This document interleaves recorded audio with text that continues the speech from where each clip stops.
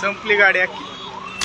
धावती बस, आत 50 प्रवासी आणि अचानक बसने पेट घेतला. पुण्याच्या चाकण परिसरात शुक्रवारी ही धक्कादायक घटना घडली आहे. कामगारांना घेऊन जाणाऱ्या पीएमपीएमएलच्या इलेक्ट्रिक बसने अचानक पेट घेतला. बसमधून धूर निघत असल्याचं लक्षात येताच चालकाने प्रसंगावधान राखत सर्व प्रवाशांना तात्काळ खाली उतरवलं. सुदैवानं या भीषण घटनेत सर्व 50 प्रवासी थोडक्यात बचावले.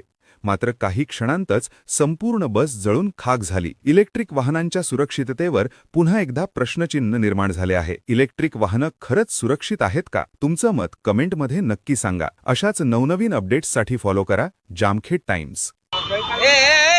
ट्रेनिंग